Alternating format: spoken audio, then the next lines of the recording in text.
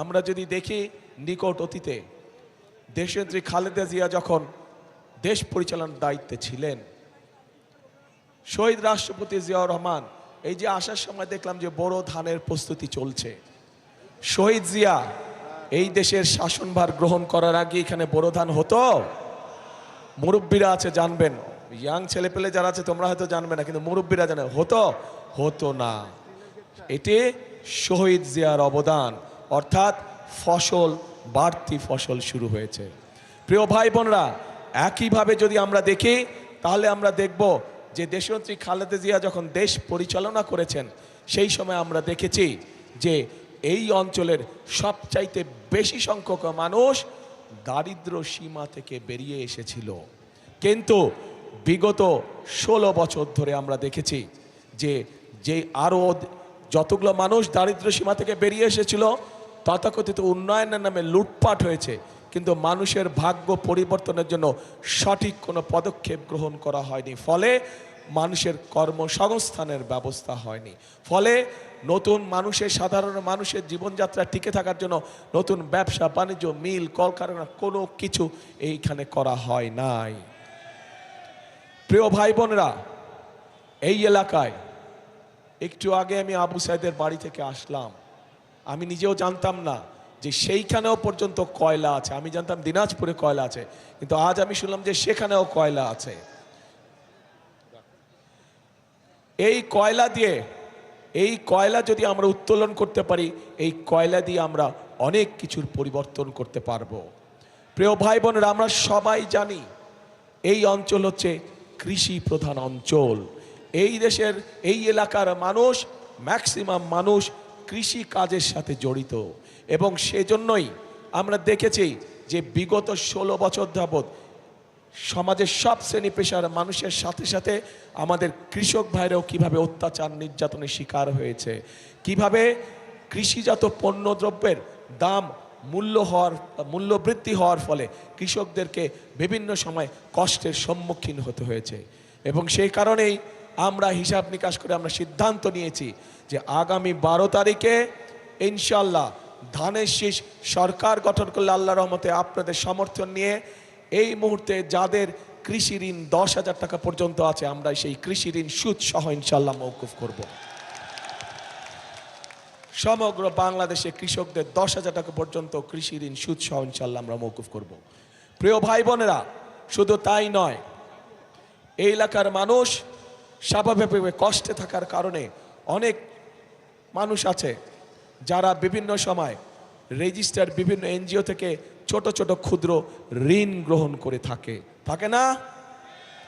অনেক মানুষ কিন্তু ছোট ছোট ঋণ গ্রহণ করেছে, ক্ষুদ্র ঋণ গ্রহণ করেছে তারা। আমরা সিদ্ধান্ত নিয়েছি যে ইনশাল্লাহ 12 তারিখে আপনাদের সমর্থনে ধানের শীষ 13 তারিখে সরকার গঠনে সক্ষম হলে পরে ইনশাল্লাহ আমরা এই যে ক্ষুদ্র ঋণ যারা রেজিস্টার্ড এনজিও থেকে গ্রহণ করেছেন, আমরা সরকারের পক্ষ থেকে এই ঋণ সেই এনজিওগুলোকে পরিশোধ করে দেব। আপনাদের পরিশোধ করা লাগবে না। এই অঞ্চলের মানুষকে সেই ঋণ পরিশোধ করা লাগবে না। প্রিয় ভাই বোনেরা, আমাদের এই এলাকাকে ঢেলে সাজাতে হবে, এই এলাকার মানুষের কর্মসংস্থান করতে হবে।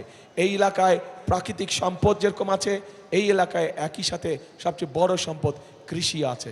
কাজেই আমরা যদি বাংলাদেশের খুলনা অঞ্চল, বাংলাদেশের চট্টগ্রাম অঞ্চল সহ ঢাকা অঞ্চল সহ যদি ইন্ডাস্ট্রিয়াল বেল্ট হতে পারে, তাহলে অবশ্যই কেন এই রংপুর বিভাগ সহ রংপুর, দিনাজপুর, ঠাকুরগাঁও, পঞ্চগড় এলাকায় কেন তাহলে কৃষিজাত পণ্যের ইন্ডাস্ট্রি হবে না? আমরা পরিকল্পনা গ্রহণ করেছি যে ইনশাল্লাহ 13 তারিখে বিএনপি সরকার গঠন করলে পরে আমরা কৃষিজাত পণ্যের যারা ব্যবসা বাণিজ্য করেন, যাদের ইন্ডাস্ট্রি আছে, তাদেরকে আমরা বিশেষ সুবিধা দেব, যাতে করে তারা এই এলাকায় এসে তাদের নতুন মিল ফ্যাক্টরি স্থাপনের কাজ শুরু করেন। তার ফলে এই এলাকার মানুষ কর্মসংস্থানের সুযোগ পাবে। শুধু তাই নয়, আমাদের দেশে বর্তমানে বহু তরুণ যুবক মানুষ আছে, যুব সমাজের মানুষ আছে যারা আইটিতে কাজ করে, যারা কম্পিউটার আইটিতে কাজ করে, আইটি কোম্পানি যেগুলো আছে তারা যদি এইখানে এসে তাদের কোম্পানিগুলো স্থাপন করে এবং এই এলাকার ছেলে মেয়েদেরকে যারা আইটিতে কাজ করতে পারে তাদেরকে সেখানে চাকরি বাকরির ব্যবস্থা করে দেয়, তাহলে তাদেরকে সেই কোম্পানিগুলোকে আমরা একটি নির্দিষ্ট মেয়াদ পর্যন্ত করের ছাড় দিব, যাতে করে এই এলাকার মানুষ, এই এলাকার সন্তানেরা যাতে করে কর্মসংস্থানের ব্যবস্থা করতে পারে।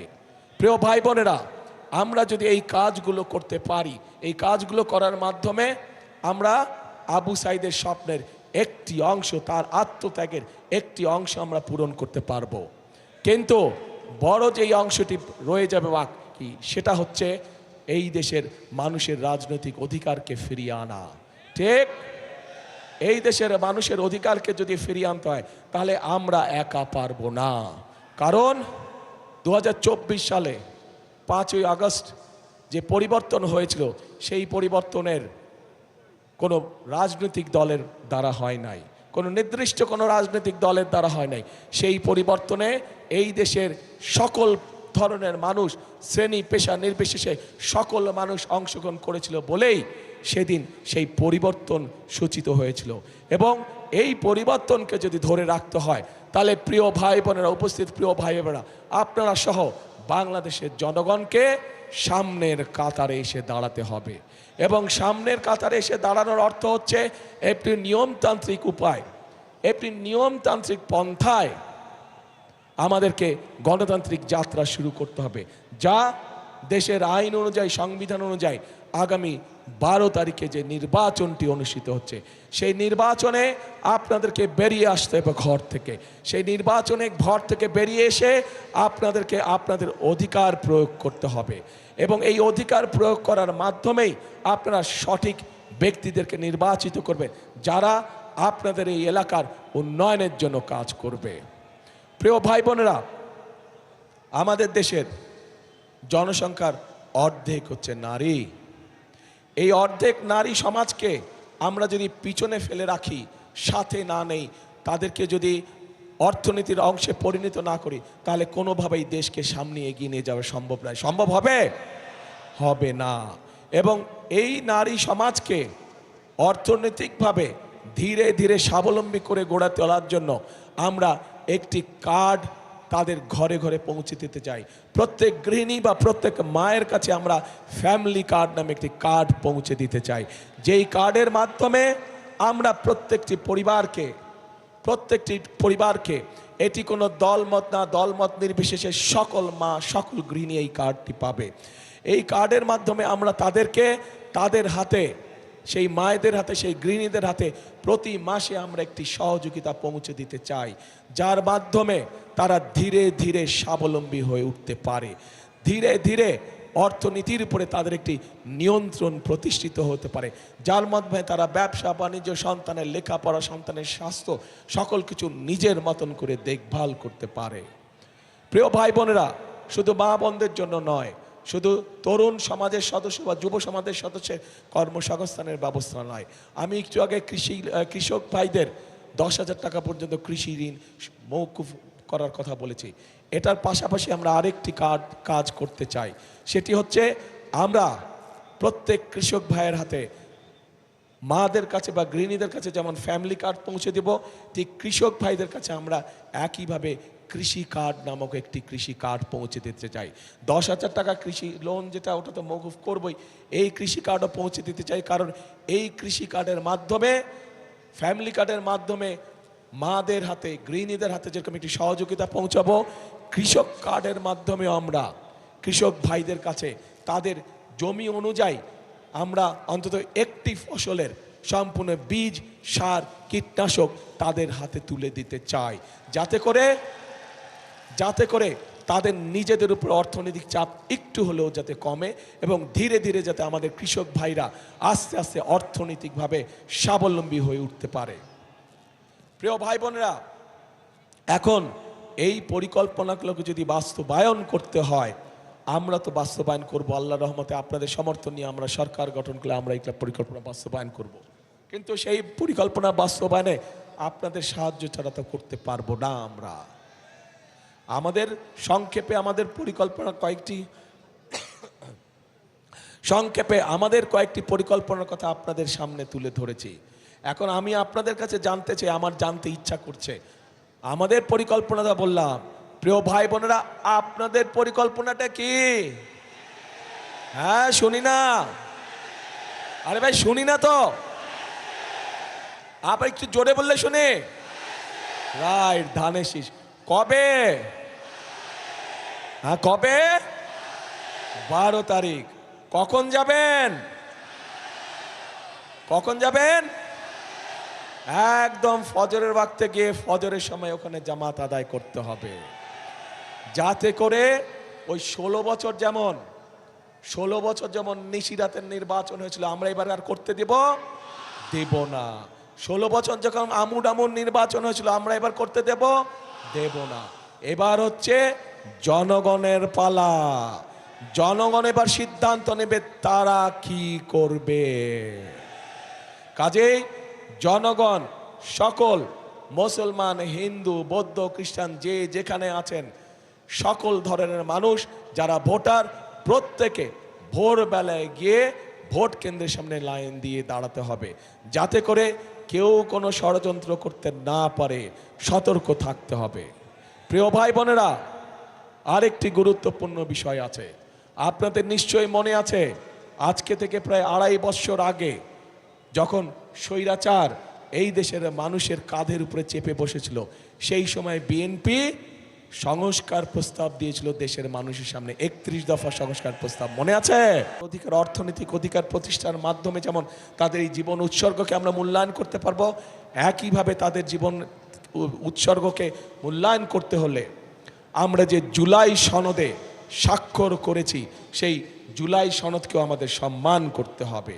এবং সেজন্যই আপনাদের সকলকে অনুরোধ করব যে ধানের শীষে যেমন সিলটা দিবেন 12 তারিখে, একই সাথে আপনাকে যে দ্বিতীয় ব্যালট পেপারটি দিবে হ্যাঁ এবং না, সেখানে হায়ের পক্ষে দয়া করে আপনারা রায় দিবেন। মনে থাকবে তো? প্রিয় ভাই বোনেরা, আগস্টের 5 তারিখে পরিবর্তন হয়েছে দেশে। দেশের মানুষ পরিবর্তন চায়। কি পরিবর্তন? ফ্লাইওভার হবে বড় বড়, বিল্ডিং হবে বড় বড়, ঠিক আছে, হলে হবে, কিন্তু মানুষ তার নিজের ভাগ্যের পরিবর্তন চায়। মানুষ চায় কর্মসংস্থান, মানুষ চায় নিরাপদে রাস্তা দিয়ে হাঁটবে, মানুষ চায় নিরাপদে রাতে বাসায় ঘুমাবে, মানুষ চায় নিরাপদে যে যার চাকরি বাকরি, ব্যবসা বাণিজ্য সব কাজ কারবার করবে, তাই তো? কাজে সেই নিরাপদ ব্যবস্থা যদি তৈরি করতে হয়, তাহলে আপনাদেরকে সমর্থন লাগবে। আপনাদের সমর্থন থাকলে সেই নিরাপদ ব্যবস্থা ইনশাল্লাহ বিএনপি বাংলাদেশে প্রতিষ্ঠিত করতে পারবে। কারণ বিএনপির অতীত ইতিহাস আছে। দেশের আইন শৃঙ্খলা কিভাবে নিয়ন্ত্রণ করতে হয় সেটি বিএনপি একমাত্র অতীতে দেখিয়েছে।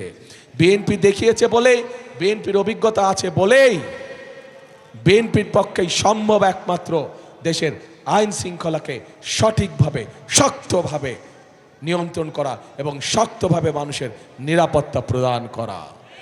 প্রিয় ভাই বোনেরা, যেই পরিকল্পনার কথা বললাম, আবু সাইদের স্বপ্নের যে কথাগুলো আমি বললাম, এগুলো যদি বাস্তবায়ন করতে হয়, তাহলে আমাদেরকে আরেকটি বিষয়ের টুটি চেপে ধরতে হবে। বলেন তো কি সেটা? ইয়েস, দুর্নীতি চেপে ধরতে হবে, টুটি চেপে ধরতে হবে। আমরা দেখেছি বিগত 16 বছর উন্নয়নের নামে মেগা প্রজেক্ট হয়েছে। যদি মেগা প্রজেক্টই শুধু হতো আমাদের আপত্তি ছিল না, কিন্তু আমরা দেখেছি কিভাবে মেগা প্রজেক্টের নাম করে মেগা দুর্নীতি করা হয়েছে। এই দুর্নীতির অবসান হতে হবে। আবু সাইদের হত্যাকারীদের যেমন বিচার হতে হবে, দেশের মানুষের সম্পদ লুটপাট করে যারা বিদেশে পাচার করেছে, অর্থ পাচার করেছে, তাদেরও এই দেশে বিচার হতে হবে এবং সেই অর্থ, লুটপাটকৃত অর্থ আমাদেরকে চেষ্টা করতে হবে বিদেশ থেকে দেশে ফিরিয়ে নিয়ে এসে মানুষের কাজে ব্যবহার করা। এবং প্রিয় ভাই বোনেরা, এই কাজটিও যদি কেউ করতে পারে, সেটাও একমাত্র বিএনপির পক্ষেই করা সম্ভব। কারণ একটি আন্তর্জাতিক সংস্থা যেই সংস্থাটি এই দুর্নীতিতে কে কত নাম্বার পেল এই হিসাব যারা করে, তাদের হিসাব মতেই 2001 সালে যখন খালেদা জিয়া দায়িত্ব পায় তখন থেকে আস্তে আস্তে বাংলাদেশ দুর্নীতির রাহুগ্রাস থেকে উপর দিকে উঠতে থাকে, মুক্ত হতে থাকে। কাজেই বিএনপি এটিও প্রমাণ করে দেখিয়েছে যে বিএনপি একমাত্র পারে দেশকে দুর্নীতির রাহুগ্রাস থেকে মুক্ত করার জন্য। প্রিয় ভাই বোনেরা, একটি দল আছে, সেই দল বিএনপি সম্পর্কে মিথ্যে কথা বলে যাচ্ছে কয়েকদিন ধরে। আপনাদের নিশ্চয়ই মনে আছে, আজও দেখলাম তারা বলেছে তাদের দুজন সদস্য 2001 থেকে 2006 পর্যন্ত আমাদের সাথে সরকারে ছিল। মনে আছে আপনাদের? এখন তারা বলছে যে বিএনপি সময় বলে পরিস্থিতি অন্যরকম ছিল, তাদের মানুষগুলা ভালো আর আমাদের মানুষগুলা খারাপ। আমার প্রশ্ন হলো ভালো মানুষের সাথেই তো ভালো মানুষ থাকে নাকি? তাদের মানুষ যদি ভালোই হয়ে থাকে, তাহলে বিএনপি যদি খারাপ হয়ে থাকে তাহলে তারা ছিল কেন আমাদের সাথে পুরো 5 বছর? আমাদের সাথে প্রথম থেকে শেষ দিন পর্যন্ত তারা ছিল, এবং তাদের থাকাটাই প্রমাণ করে খালেদা জিয়া যে দুর্নীতিতে সফলভাবে নিয়ন্ত্রণ করতে সক্ষম হয়েছে। তাদের প্রথম দিন থেকে শেষ দিন পর্যন্ত থাকাটাই প্রমাণ করে যে একমাত্র বিএনপির পক্ষেই সম্ভব এই সব দুর্নীতিকে নিয়ন্ত্রণ করা। এবং তাদের প্রথম দিন থেকে শেষ দিন পর্যন্ত থাকাটাই প্রমাণ করে যে বিএনপি পারে একমাত্র এই দেশকে সঠিক দিক নির্দেশনা দিয়ে পরিচালনা করার জন্য। প্রিয় ভাই বোনেরা, হয় এই দলটির মাথা খারাপ হয়ে গেছে, অথবা নিজের নেতৃত্ব সম্পর্কে নিজেই আবল তাবল কথা বলছে, ভুল কথা বলছে। কাজে সেই বিতর্কে আমরা যেতে চাই না। আমাদের শক্তি হচ্ছে বাংলাদেশের জনগণ। আমাদের শক্তি যেহেতু বাংলাদেশের জনগণ, সেই জন্য বাংলাদেশের জনগণের কাছে আমরা ফিরে যেতে চাই। আমাদের শক্তি যেহেতু বাংলাদেশের জনগণ, সেই জন্য বাংলাদেশের জনগণের কাছে আমরা ভালো মন্দ যা কিছু আছে সব কিছুর রায় আমরা বাংলাদেশের মানুষের কাছেই রেখে দিতে চাই। বাংলাদেশের মানুষের সিদ্ধান্তই আমাদের প্রথম এবং শেষ সিদ্ধান্ত। প্রিয় ভাই বোনেরা, আসুন আজ সময় এসেছে ষড়যন্ত্রের জবাব দেবার। আজ সময় এসেছে শহীদ আবু সাইদের স্বপ্ন বাস্তবায়নের। আজ সময় এসেছে বাংলাদেশের মানুষের ভাগ্যের পরিবর্তনের। কাজে আসুন, সব সময় সৎ সুযোগ সব সময় আসে না। যেহেতু আল্লাহ তাআলা আমাদেরকে দেশকে সঠিকভাবে পরিচালনা করার জন্য একটি সৎ সুযোগ দিয়েছেন, কাজে এই সৎ সুযোগটিকে আমরা দেশের কাজে জনগণের স্বার্থে আমরা ব্যবহার করি, যাতে আগামী দিন আমরা সুন্দর একটি প্রত্যাশিত, আমাদের কাঙ্ক্ষিত প্রত্যাশিত বাংলাদেশ আমরা গড়ে তুলতে সক্ষম হই। এবং সে কারণেই প্রিয় ভাই বোনেরা, এই দেশকে গড়ে তুলতে হলে আমাদের সকলকে একসাথে পরিশ্রম করতে হবে। এবং আমরা যদি সকলে একসাথে ঐক্যবদ্ধ থাকি, আমরা যদি সকলে একসাথে পরিশ্রম করি, তাহলে এই উত্তরাঞ্চল, এই রংপুর বিভাগ কখনোই ওই যে মঙ্গাপীড়িত বলে কোনোভাবেই এটা থাকতে পারে না, অনুন্নত বলে উন্নয়নের ছোঁয়া নেই বলে কোনোভাবেই এটা থাকতে পারে না। এই অবস্থার আমরা এইবারে ইনশাল্লাহ পরিবর্তন করতে পারবো, আপনাদের যদি সমর্থন আমাদের সাথে থাকে, আপনাদের সমর্থন ধানের শীষের পক্ষে থাকলে ইনশাল্লাহ এই পরিস্থিতির পরিবর্তন আমরা এইবারে ইনশাল্লাহ করব। সেজন্যই প্রিয় ভাই বোনেরা, কথা আমি একটাই বলি, কথাটি আপনারা শুনেছেন, তারপর আপনাদের সামনে বলতে চাই। কি সেই কথা? সেই কথাটি হচ্ছে করব কাজ,